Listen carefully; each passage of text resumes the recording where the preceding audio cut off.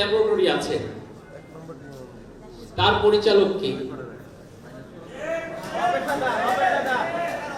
আপনি যদি সেবা নিশ্চিত করতে চান, অবশ্যই সব ব্যক্তিকে, যোগ্য ব্যক্তিকে যোগ্য জায়গায় দিতে হবে। সংশ্লিষ্ট ক্যাডারকে ওই সেক্টরের নীতি নির্ধারণ, পরিকল্পনা প্রণয়ন, সিদ্ধান্ত গ্রহণের দায়িত্ব প্রদান করতে হবে। সেক্টর থেকে অনভিজ্ঞ, অদক্ষ নীতি নির্ধারকের পরিবর্তে অভিজ্ঞ এবং দক্ষ নীতি নির্ধারকের সেবা নিশ্চিত করতে হবে, যেন তিনি আইন কানুন জানেন, তার সেক্টর সম্পর্কে জানেন, তাহলেই সেই সেক্টর ভালো কাজ করবে। আরেকটি দ্বিতীয় প্রস্তাব, উপসচিব থেকে তদন্ত পদ, যেটা সিভিল সার্ভিসের বাইরে ছিল, এসএসপির মাধ্যমে সরকারের পদ ছিল, সেটা সেই মেধাবী দিয়ে সেটা পূরণ করতে হবে। সকল ক্যাডারের সমতা নিশ্চিত করতে হবে। আমি ইতিমধ্যে বলেছি,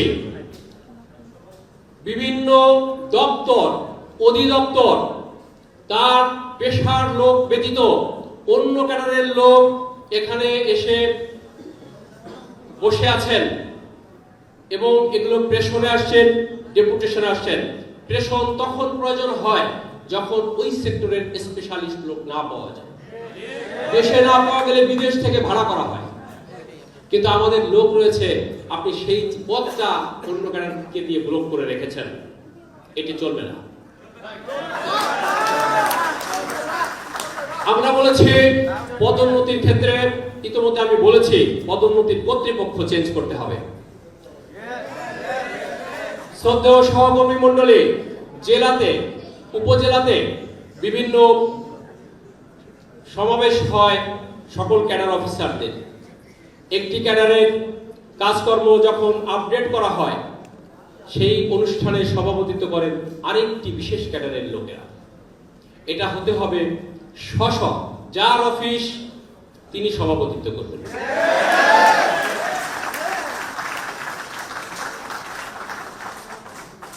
সকল সুযোগ সুবিধা, একটি গরিব দেশ, আমরা যদি মনে করি আমাদের সুযোগ সুবিধা কম, আমরা সবাই রিকশায় চড়ব,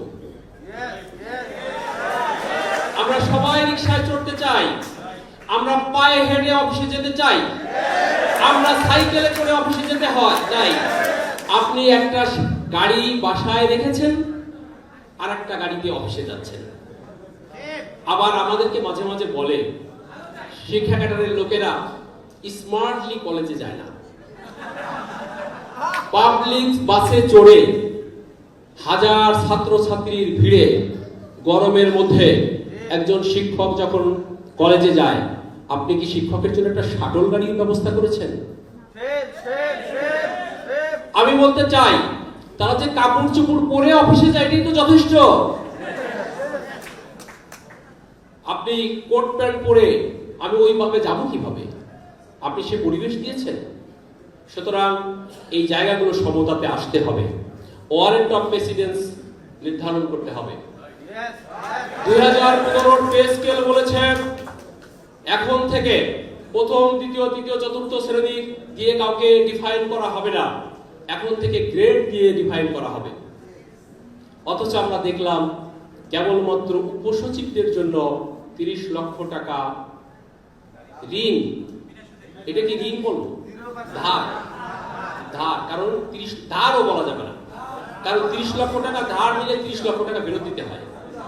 এখানে তো অপচয় মানে 7-8 লাখ টাকা ফেরত দিতে হবে, এবং মাসে 50,000 টাকা সেই গাড়ি মেইনটেনেন্স খরচ।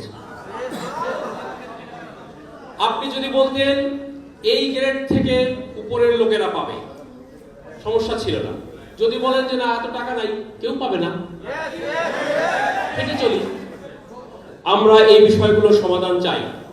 শ্রদ্ধেয় সহকর্মী মণ্ডলী, আমি জাস্ট আমাদের যে সমস্যাগুলো খুঁজে পেয়েছি আমরা সেইগুলো উপস্থাপন করেছি। সিদ্ধান্ত আপনাদের। এখানে যারা বিভিন্ন ক্যাডারের নেতৃবৃন্দ আছেন, আপনারা সিদ্ধান্ত নেবেন। আমরা আপনাকে একটু আপডেট দিতে চাই।